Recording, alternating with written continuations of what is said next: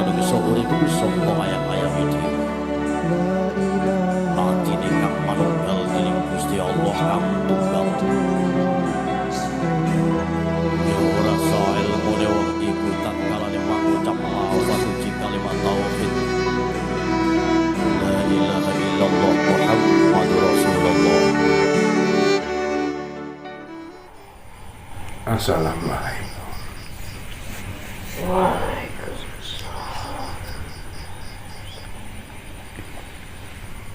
Alhamdulillah.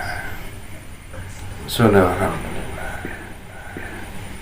Bertemu kepada Allah, berpisah kepada Allah. Puji syukur marang Gusti samestane Allah. Gusti Allah kang Maha Kuwasa.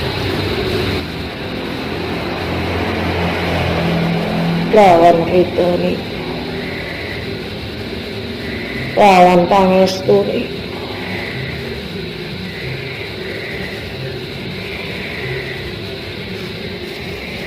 sapunika ngancam marang kaulane kalam-kalamu marang ing sira, marang ing sedulur sira. Ya Latif ya Qawi, ya Latif ya Qawi, ya Latif ya Qawi. Aku salah sijine ciptane Gustiku, Gusti Allah kang Maha Kuwasa, kang diciptakno mlaku nggawa marang sifat loro. Sifate Gustiku, Gusti Allah kang Maha Kuwasa. Aku sing ana ing jeroning sira, aku sing dadi bagian marang sakjroning sira, sing ditukune kaliyane Gustiku, Gusti Allah kang Maha Kuwasa ing jeroning sira. Kang nggawa loro sifat kang mulya. Sifat ing Gustiku, Gusti Allah kang Maha Kuwasa ing jeroning sira. Sifat ing Gustiku ya Latif, Gustiku kang Maha Lembut. Ya Qawi, Gustiku kang Maha Kuat.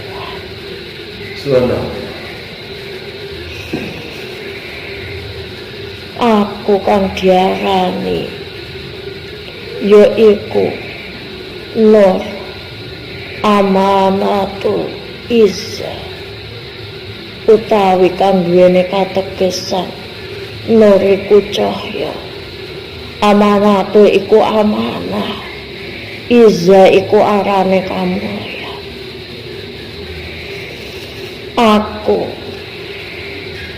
sing diseleh ing jroning sira manggon delik ing jroning badaning sira, delik ing jroning celah-celah ing balunge sira,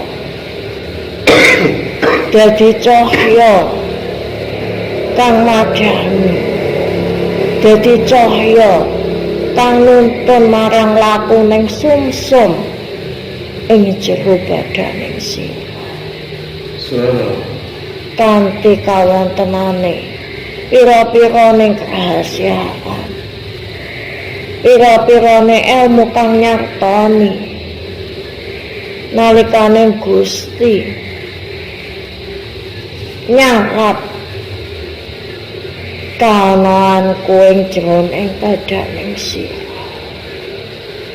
Mula nggawa sifat loro, sifat kamulyaning Gustiku loro, yaiku ya Latif ya Qawi. Najana sifatku lembut ning jero badaning sira, cahya kang nuntun kanthi lembut sing dadi awujute sumsum ing jeroning badaning sira.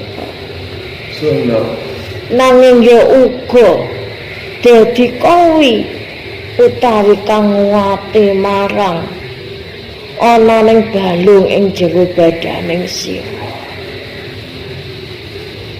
Dadekno kekuatan marang lampahing badaning sira supaya bisa jejeg, supaya bisa kang ana kekuatan ing jero badaning sira, supaya badaning sira duwe araning daya kanggo jejangkah marang kauripaning sira ing alam donya iki. Nur amanah Isa. Nur iku cahya, amanah iku kapercayaan, Isa iku arane kamulyan. Gusti wis menehi sangu utawi ning bekal kangge ning sira sedaya. Urip ing alam donya dudu amung babakan zahiring sira. Saben ana ning jeroning badaning sira iku wis diisi marang bebatining sira. Ditata kelawan cahya-cahya kang urip ning jero badaning sira. Cahya-cahya kabecikan uga kang ana ning jerone balune sira kang awujuding sumsum. Kang awujuding sumsum iku uga katitipan cahya arane nur amanah Isa, supaya bisa njagi, supaya bisa ngenehi kangge ning sira pangerten apa iku araning amanah kang kaping sepisan kangge ning sira ditukulne ing alam donya, kang kanthi kawitaning sira ditukulne sangka panggonaning guwa para biyung sira dhewe-dhewe. Iku wis ngenehi amanah kangge ning sira. Nalikaning sira dilairno ning alam donya, sira sing wis ngelali dilalekno karo kejadian ning alam kandunganing para biyunge sira sedaya. Nanging nalikaning sira diwenehi urip ing alam donya, sira diwenehi tugas, diwenehi amanah supaya sira bisa mangerteni marang kaonan kejadian ing alam kandungan. Najana pangelinge sira dilalekno nalika dilahirno, nanging sira tetep diwenehi tugas, yaiku madosi marang ilmu kang sejati nalikaning sira tukul becike ing jero kandunganing biyunge sira sedaya. Amanah kang kaping sepisan nalika sira ditukulne, sira diwenehi tugas, diwenehi amanah marang bektining sira kanggo wakile sira ing alam donya, yaiku loro marang bapa lan biyunge sira. Nur amanah Isa sing wis ngancaning sira nalika sira ditukulne ning alam kandungan biyunge sira sedaya, sing sira wis dilalekno karo kejadian ning jero alam kandungan biyunge sira sedaya, sing sira wis nglali kang diarani yaiku telung alam peteng ning jero alam kandungane biyunge sira sedaya. Nglewati telung alam kang diarani telung alam kang petek. Yaiku alam ing jero padarane biyunge sira. Alam kaping pindhone ing jero ning alam rahime biyunge sira sedaya. Lan alam kang kaping 3 ing jero ning alam ketubane biyunge sira sedaya. Iku wis disebutna kanthi saksunyatane ing jerone Quran surat Az-Zumar. Sing ora bisa sira ingkari. Bukti ning sira ora bisa sira ingkari marang bapa lan biyune sira. Nalikane sira ngingkari, padha karo sira ngingkari marang tukuling sira. Tukule kabecianing sira. Sira ngingkari nur amanatul izzaning sira. Mulanya sira mangerteni kaonaane sumsum iku rupaning putih. Ana kang rupaning putih. Ana kang rupaning putih. Urip ing jroning balung. Kang duwening sifat yaiku arane ya Latifu. Ya Latifu ya Qawi. Najane lembut ning bisa nguwatake. Kuwi ngene kategesan kanggo ning sira. Ngene makna kanggo ning sira.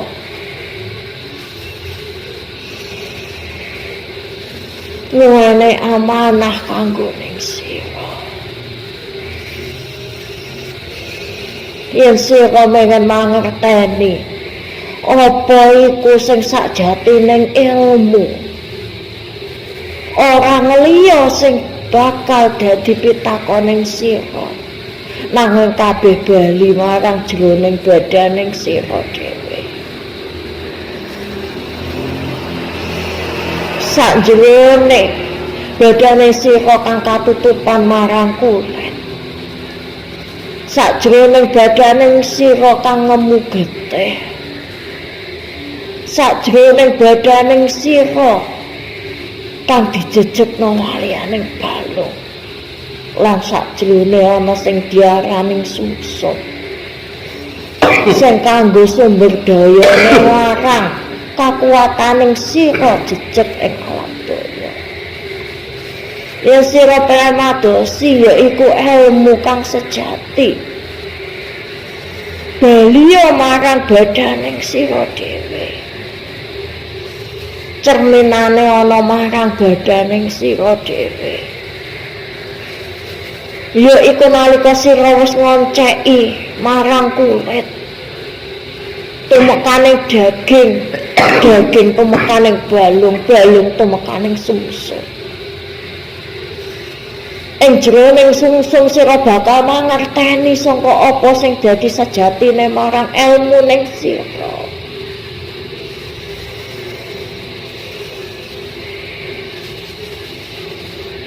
Yen pengen sira mangerteni sangka sejatine ilmu ning sira dadi putih.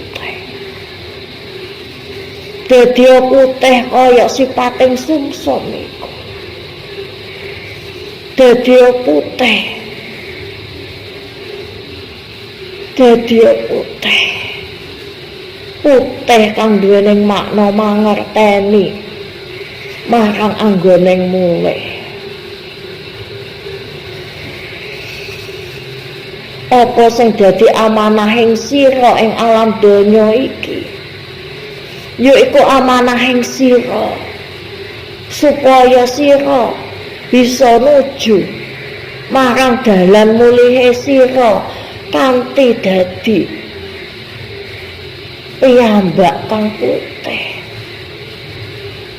piyambak kang sejati, piyantun kang sejati.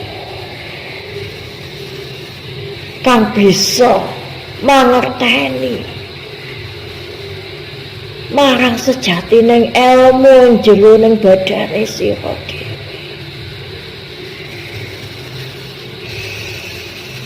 Nur amanatul izza kowe kang uga duwening sifat araning reksa jaga marang daya ning sira jero badane sira. Mula salah siji kerahasiaan yen nalikane kawula sampun dipundhet kaliyaning Gusti, sampun dipundhut kaliyaning Gusti Kang Maha Kuwasa. Uga manggihi araning alam kubur. Sedaya bakal ditelasake. Napa kang dados endahing sira bakal ditelasaken, bakal dimusnahake. Nanging setunggal kang bakal disisakne, yaiku ana marang tulang belakange sira, buntute sira, tulang ekore sira. Punjere marang ananing sumsum ning jeroning sira. Iku kang bakal dadi saksi sing nukono sira ing dina yaumul hisab. Allah. Uga aku sing urip ing jeroning balunge sira kang nyuminari lakuning sumsum ing jeroning sira.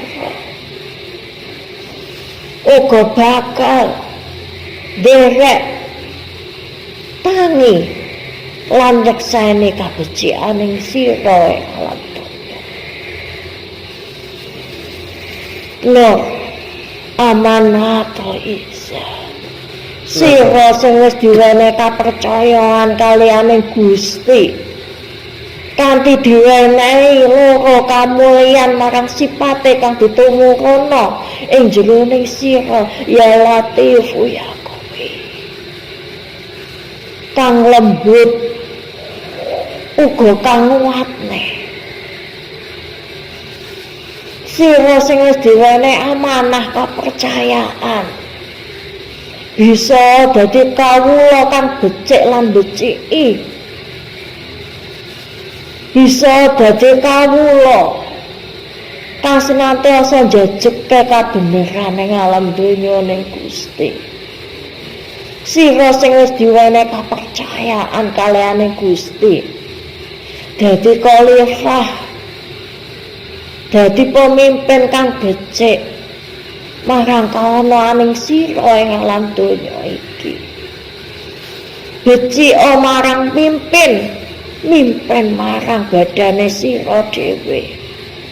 Uga mimpin marang sing dadi kewajibaning sira. Sira kang diwenehi amanah kaliyaning Gusti kanthi ditumurune sifat loro ing jeroning sira kang ngemong sira. Aja nganti marang lelakuning sira dilampahake kaliyaning batil. Yen nalikane sira lelampah marang batil, yen mula ndadekno sambat marang badaning sira dhewe. Nur amanatul izza iki bakal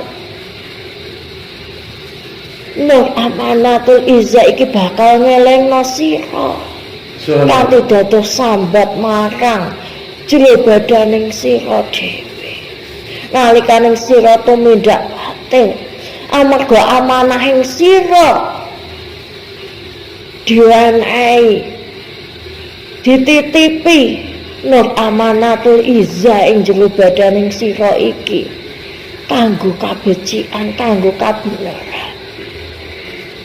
Yen sira tetep tumindak marang lampah kang batil, marang perkara kang batin, marang perkara kang ndadekno murkaning Gusti Yang Maha Kuwasa. Nur amanatul izza iki diwenehi amanah Subhanallah. kanggo negur lelampahing sira supaya ning bisa bali marang sifat beci ing sira, sifat sing mestine kanggo amanah ing sira, njejekke amanah ing alam donya ning sira. Subhanallah. Nur amanah isa sing didele marang panggonan kang ndelik ing jeroning balung sira, kang duweni sifat loro, ya latif ya kang lembut ning bisa nguatake. Iki ngenehi pesen kanggo ning sira. Subhanallah. Yen marang sijining dina sira ngrasake apa kang dadi ing jero badane sira ngrasakne tukuling penyakit, tukuling lara, nanging tanpa sebabing marang donyaning sira supaya ning bisa ngonceki marang leluputing sira, dionceki kanthi kawitan kuliting sira, dikonceki kanthi tekaning daging sira, dikonceki tuwekaning getihing sira, dikonceki tuwekaning balunging sira. Ning yen durung sira manggihi sing dadi leluput asal muasal sangkaning leloroning sira, dikonceki tumekaning sumsuming sira. Subhanallah. Sumsum ing jroning sira sing ana araning rupaning putih, sing ana araning rupaning putih. Putih iku sifat kang sejati, kang dimulyakno kaliyaning Gusti Allah kang Maha Kuwasa.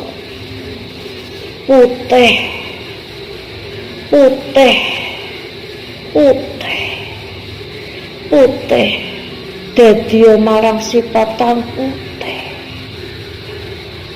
dadi marang sifat kang putih, sifat kang diridani kaliyaning Gusti kang Maha Kuwasa. Allah. Nur amanat isa yaiku cahya amanah, cahya amanah kang dimulyakno kaliyaning Gusti. Aja sira cidrani cahya iki, Subhanallah. aja sira cidrani cahya iki Subhanallah. lawan sifat kang ingkar, lawan sifat kang ingkar. Kabeh kang diciptakno kaliyaning Gusti senantiasa tasbih lan ngagungke asmaning Gusti Allah kang Maha Kuwasa. Aja nganti sira kalah kaliyaning watu, kalah kaliyaning gunung, kalah kaliyaning suket, kalah kaliyaning ciptaaning Gusti kang liyane. Amarganing sira kang diciptakno luwih sempurna sangkaning ciptaaning Gusti kang liyane. Subhanallah. Alhamdulillah. Aja didadekno watu marang atine sira dhewe. Aja didadekno watu marang atine sira dhewe. Subhanallah. kanthi sira bisa ngingkari marang kuasane Gusti Allah kang Maha Kuwasa. Nur Amanatul Izzah iki ngene pesen. Aja dadi kawula kang ingkar. Aja nglampahke marang perkara kang batil. Astagfirullah. Aja aniaya marang kabecianing sira dhewe. Allah. Aja dianiaya marang kamulyan kang wis diamanahno ing jroning sira. Kang diamahno kalianing sira sangkaning Gusti Allah kang Maha Kuwasa. Allah. Aja diingkari sekabehane kuwi, aja dianiaya. Yen sira wani nganiaya, bakal aniaya badaning sira dhewe. Bakal aniaya badaning sira dhewe, bakal cilaka marang kauripaning sira dhewe. Subhanallah. Kawula kang pareling rugi yaiku kang rugekno marang kabecianing dhewe. Subhanallah. Kang rugekno marang badaning dhewe. Kang nukulke karugian marang badane dhewe. Mugi senantiasa bisa njagi amanah kang wis dipercaya ning Gusti marang sira kanthi sak becik-becike. Kang bakal bisa ndadekke izzah kamulyan ing ngadepaning Gusti Allah kang Maha Kuwasa. Wassalamualaikum warahmatullahi wabarakatuh. Waalaikumsalam.